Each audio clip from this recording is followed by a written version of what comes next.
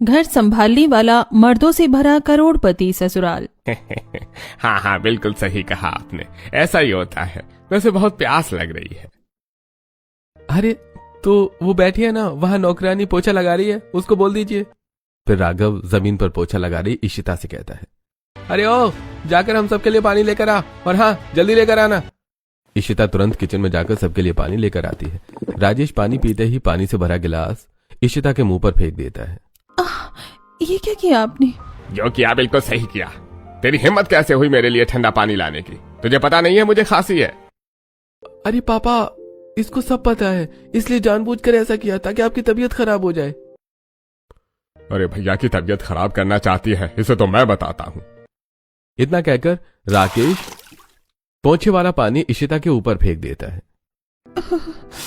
ये क्या किया आपने? यही है तेरी सजा है?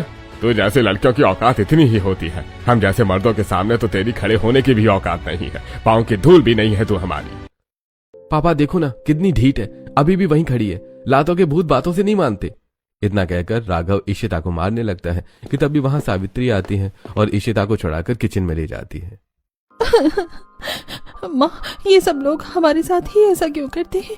इसमें मेरी क्या गलती थी? मुझे तो किसी ने बताया भी नहीं था। बेटा रो मत, ये सारे मर्द एक जैसे ही होते हैं। इनकी नजर में किसी भी औरत की कोई इज्जत नहीं होती। इन्हें तो मैं न जाने कब से झेल रही हूँ और मेरी वजह से तुझे भी झेलना पड़ रहा है, लेकिन मैं कुछ नहीं कर सकती, मुझे माफ कर दे। दरअसल इशिता के साथ ऐसा व्यवहार अक्सर हुआ करता था। उसके मायके में उसकी माँ और वो छोड़कर कोई भी औरत नहीं थी और वहां के मर्द उन दोनों को अक्सर मारा पीटा करते थे। ये क्या बिना नमक वाला खाना बनाया है तूने? तेरे पास अकल नहीं है क्या? वो मुझसे गलती हो गई है, मैं नमक डालना भूल गई, मैं अभी डाल देती हूँ। अरे तो अब इस गलती की सजा भी भुगत। आज पूरी रात तुझे बिना खाने के बाहर सोना पड़ेगा। नहीं नहीं, ऐसा मत कीजिए, मुझे बहुत डर लगता है, बाहर कुत्ते बहुत भौंकते हैं। अरे हाँ तो अच्छी बात है ना, किसी दिन भौंकते वक्त तुझे खा जाएंगे और मेरे सिर से तेरा बोझ उतर जाएगा।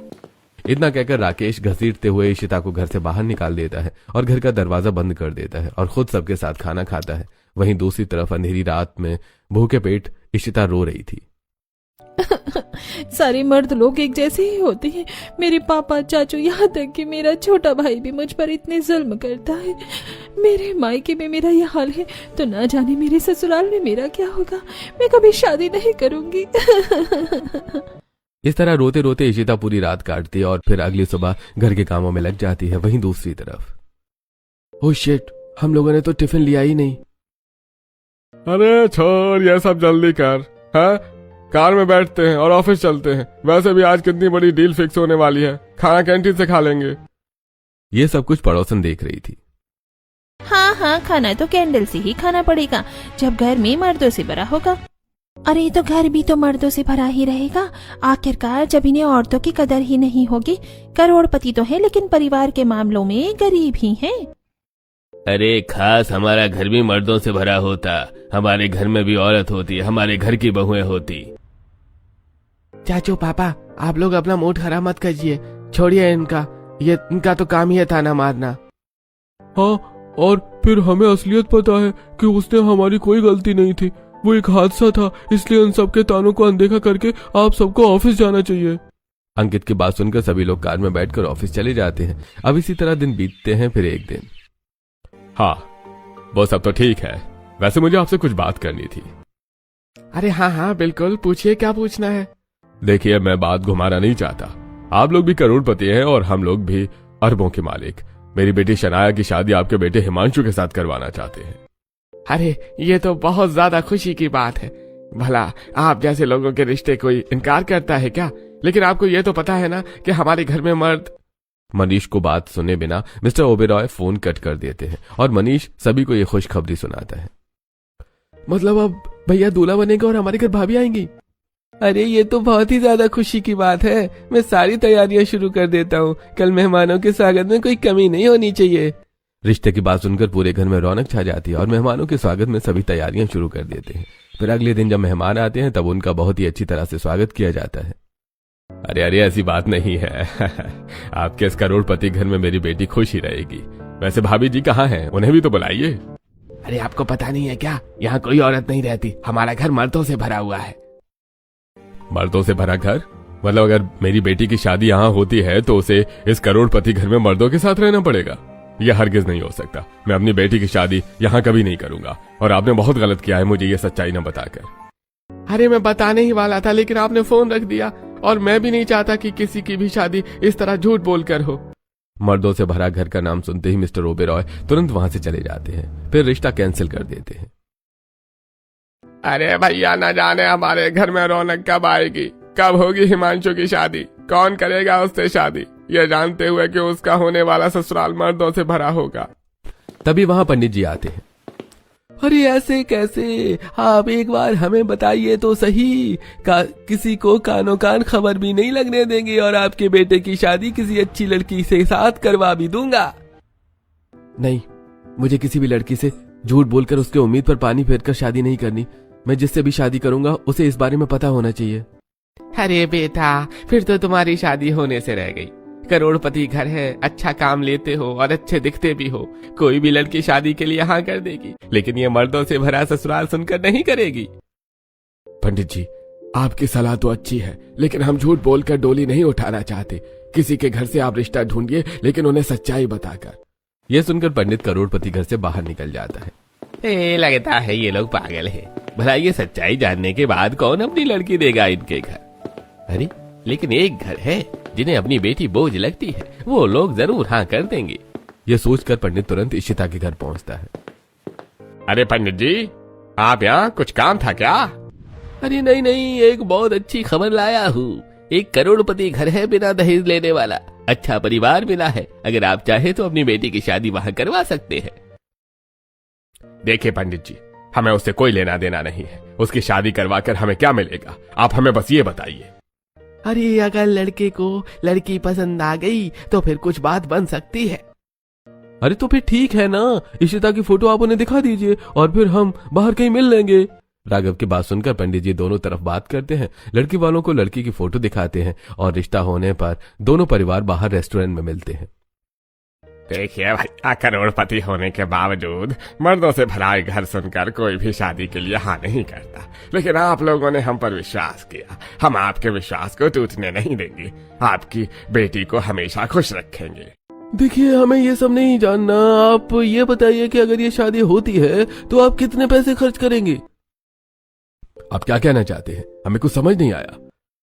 देखिए, हम अपनी बेटी की शादी करवाने के लिए तैयार हैं, लेकिन उसके बदले आपको हमें पैसे देने होंगे, और फिर आप उसे ले जाइए और जो मर्जी है वो करिए। अरे ये कैसे परिवार है जो खुद की बेटी को पैसों के बदले देना चाहता है? पापा, लगता है हम कुछ ज्यादा सोच रहे हैं, हमें पैसे दे देने चाहिए। पैसे भी हम लोग करोड़पति हैं और हमें पैसों की क्या कमी। यह सोच मर्दों से भरे ससुराल के सभी लोग पैसे देने के लिए राजी हो जाते हैं, और इशिता के परिवार वाले पैसे लेकर शादी तय कर देते हैं। जब ये इशिता को पता चलता है तो नहीं, मुझे ये शादी नहीं करनी। अगर तूने शादी के लिए इनकार किया तो मैं तुझे और तेरी माँ दोनों को घर से बाहर निकाल दूंगा, क्योंकि तेरी वजह से मेरी नाक कटेगी। हाँ, और अगर ऐसा होता है तो तेरी और तेरी माँ की हालत हम इतनी बुरी कर देंगे कि दोनों चलने लायक नहीं बचेंगी।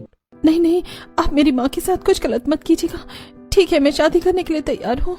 अपने परिवार वालों की धमकी की वजह से इशिता शादी के लिए हाँ कर देती है, और धूमधाम के साथ शादी की तैयारी शुरू हो जाती है। इशिता के मायके वालों के गरीब होने की वजह से इशिता के करोड़पति ससुराल वाले सारी जिम्मेदारियां उठाते हैं और खूब पैसे खर्च करते हैं। फिर शादी के दिन सुबह कमरे में, आज तो बहुत मजा आएगा। एक तरफ इतना बड़ा बोझ हमारे सिर से उतरेगा और दूसरी तरफ हमारे हाथों में ढेर सारे पैसे आएंगे। अरे हाँ, जैसे हम इशिता की शादी उस करोड़पति घर के बेटे हिमांशु से करवा देंगे, हम भी मालामाल हो जाएंगे। यह बात दरवाजे के पीछे खड़ी इशिता सुन लेती है और उसके पैर लड़खड़ा जाते हैं। अरे तू यहाँ, तेरी इतनी हिम्मत कि तू हमारी बातें छुप कर सुन रही है? नहीं नहीं नहीं, शादी नहीं करूंगी, नहीं, कभी नहीं, नहीं नहीं। इशिता तुरंत वहां से भागने की कोशिश करती है, लेकिन उसके परिवार वाले उसे वहीं रोक लेते हैं। अरे खबरदार, अगर यहाँ से एक कदम भी हिली तो मैं तुझे छोड़ूंगा नहीं, तुझे ये शादी करनी होगी। हाँ, और अगर तूने ये शादी नहीं की तो तेरी माँ बार बार अपनी मां की धमकी सुनकर इशिता परेशान हो जाती है और डर कर शादी के लिए चुपचाप तैयार होती है। जिस सारे मर्द लोग कितने बड़े होते हैं, मेरे खुद के परिवार वालों ने पैसों के लिए मेरी शादी कहीं भी करवा दी, और जिन्होंने मुझसे शादी की उन्होंने भी पैसे देकर मुझे खरीदा। यहाँ सभी लोग बहुत बुरे हैं, मैं यहाँ लौटकर कभी नहीं आऊंगी। इशिता ये सोच ही रही थी कि तभी बारात आती है और इशिता की शादी करोड़पति हिमांशु के साथ करवा दी जाती है।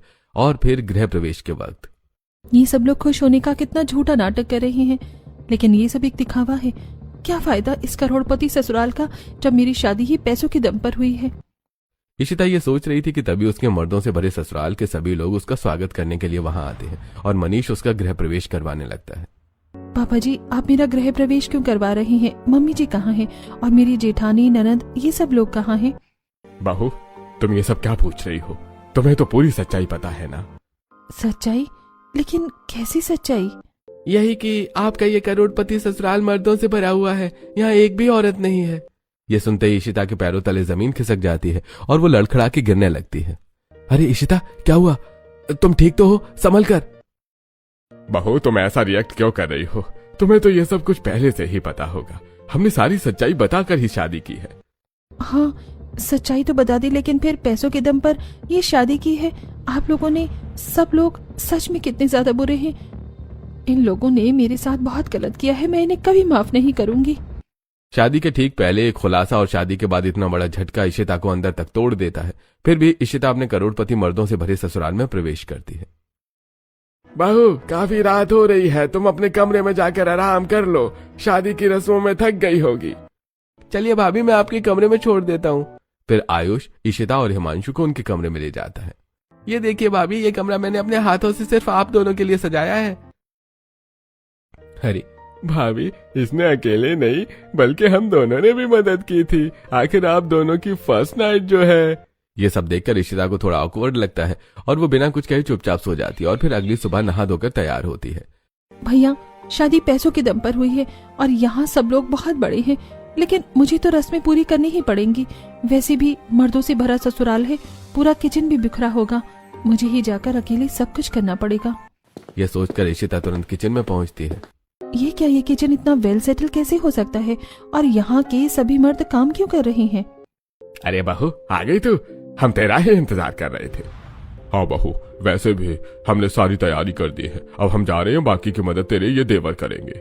इतना कहकर वीरेंद्र, मनीष और विक्रम वहां से चले जाते हैं। भाभी, हमने सारा खाना बना दिया है, आप बस सभी खानों को हाथ लगा दीजिए। तुम लोगों को खाना बनाना आता है? और फिर आज तो मेरी पहली रसोई है, तो तुम लोगों ने खाना क्यों बनाया? भाभी, आपके इस मर्दों से भरे ससुराल में सभी मर्दों को औरतों के हर काम आते हैं, और फिर ये घर पहले हम ही तो संभालते थे।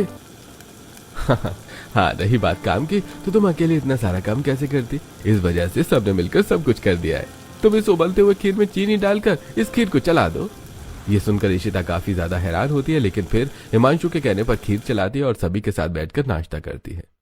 अरे वाह बहू, तुम्हारे हाथों में तो बहुत स्वाद है। खाना रोज बनता है, लेकिन इतना टेस्टी कभी नहीं लगता। हाँ बहू, तुमने अपनी पहली रसोई पर अपने हाथों के स्वाद से ही हमारा दिल जीत लिया, इसलिए हमारी तरफ से तुम्हें एक छोटा सा तोहफा।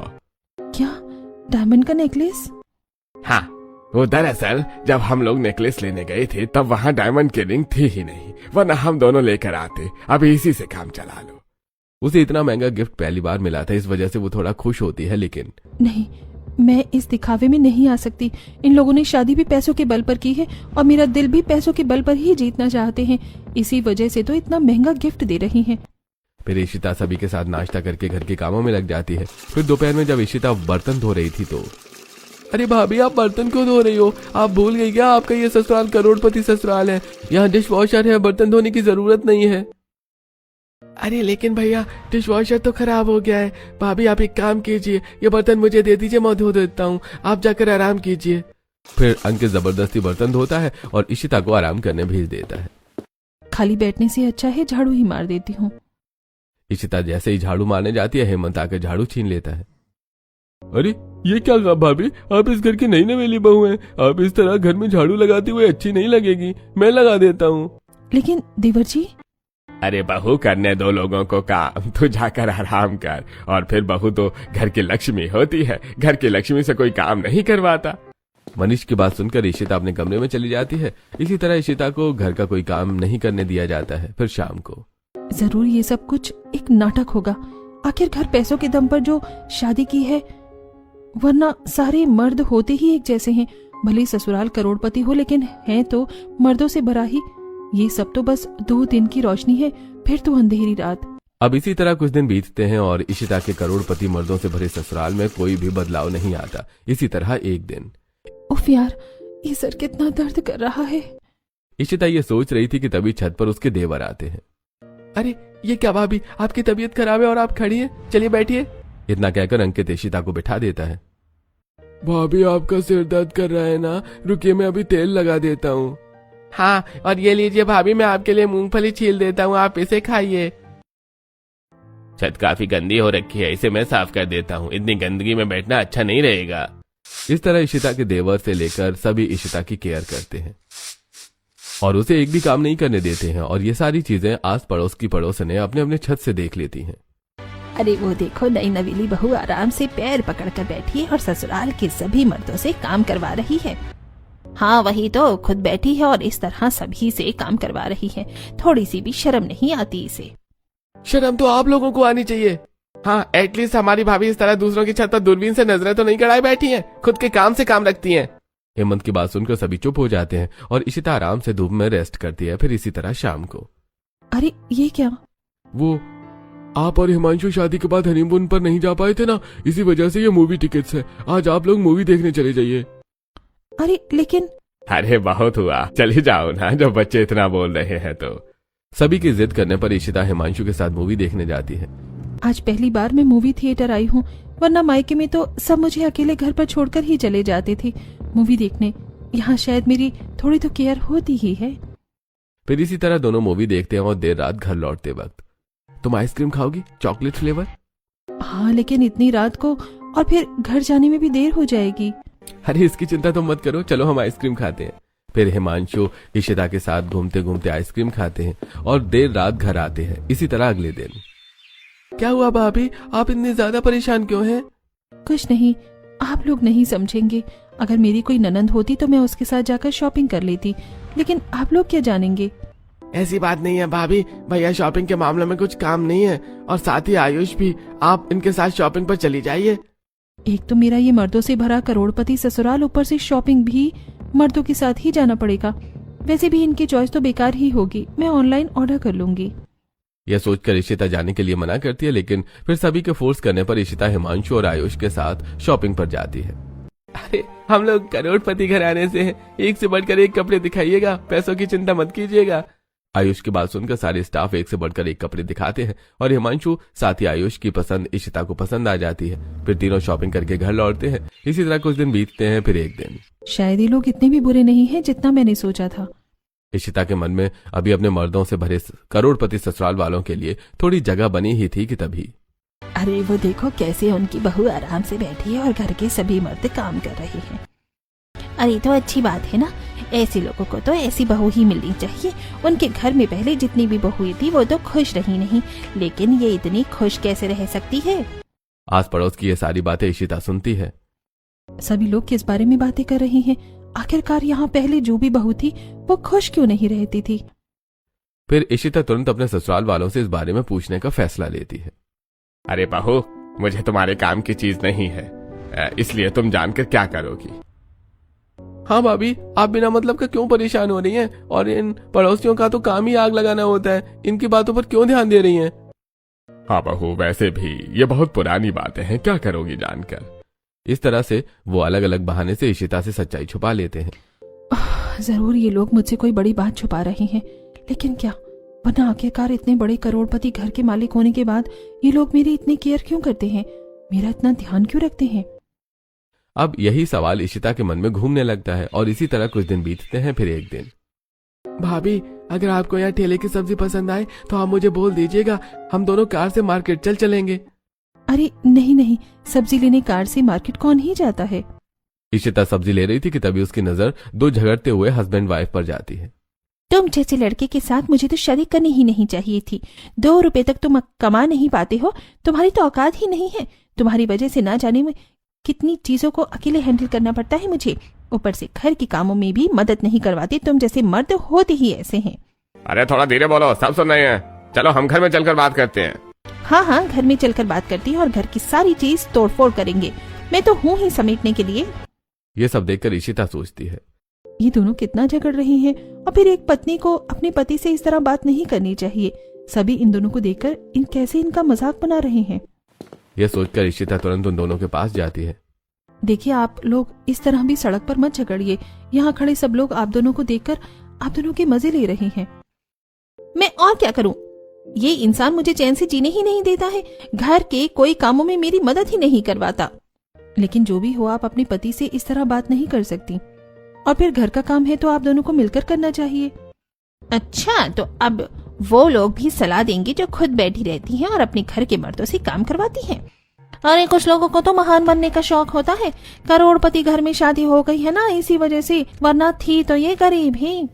ये सारी चीज इशिता को बिल्कुल भी अच्छी नहीं लगती। तभी वहां इशिता के ससुराल वाले भी आ जाते हैं। देखिए, आप लोग इस तरह मेरी पत्नी को कुछ नहीं कह सकते। हाँ, हमारी भाभी हमसे काम करवाती नहीं है, बल्कि हम खुद काम करते हैं। और वैसे भी भाभी ने आज तक हमसे इस तरह कभी भी जस्ट रिस्पेक्टफुली बात नहीं की है। हाँ हाँ, इज्जत तो देगी ही, जब उसे तुम लोगों की पुरानी हरकतों के बारे में नहीं पता रहेगा। सभी के बीच आर्ग्यूमेंट शुरू हो जाता है और ये सब देखकर इशिता रोते हुए वहां से चली जाती है। ओह शिट, ये भाभी को क्या हुआ? कहीं भाभी को ऐसा तो नहीं लग रहा है कि हम उनसे कुछ छुपा रहे हैं? जल्दी चलो सब। फिर सभी लोग तुरंत घर के अंदर आते हैं। क्या हुआ इशिता, तुम इतनी ज्यादा परेशान और इमोशनल क्यों हो? आप लोगों ने मुझसे झूठ बोलकर शादी की और अब मुझसे इतनी बड़ी सच्चाई छुपा रही है। बहू, हम तुमसे कुछ भी नहीं छुपा रहे।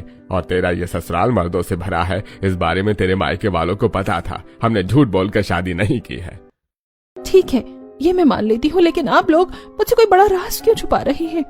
बहू, हमें लगा था ये बहुत पुरानी बात है, ये जानकर तू क्या करेगी, लेकिन पड़ोसियों की वजह से तुझे गलतफहमी हो रही है। हाँ भाभी, जो गलतफहमी सबको है, हम नहीं चाहते कि वो गलतफहमी आपको भी हो।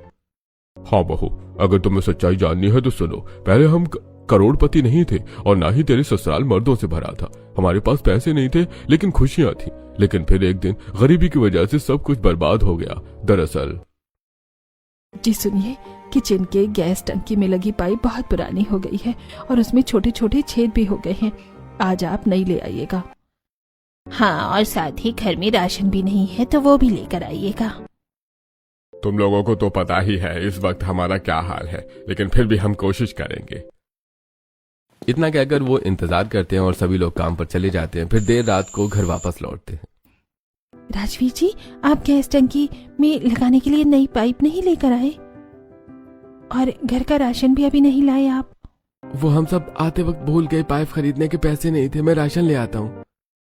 हाँ बहू, और फिर पाइप अभी 2-3 दिन तो चल ही जाएगी, तो गैस पर पानी चढ़ा हम लोग आते हैं। इतना कहकर घर के सभी लोग बाहर राशन लेने चले जाते हैं और घर के छोटे छोटे बच्चे बाहर खेलने। मुझे करीबी में न जाने कैसे दिन दिख रहे हैं। रात के 11 बज रहे हैं और अब हमारे घर में चूल्हा जलने जा रहा है। माँ, ये वक्त है, एक न एक दिन तो कट ही जाएगा। अच्छा लाइटर दीजिए, मैं गैस ऑन करती हूँ। किचन में सारी औरतें एक साथ काम कर रही थी कि तभी अंशिका गैस ऑन करती है और पाइप पुरानी होने की वजह से गैस लीक होकर किचन में आग लग जाती है।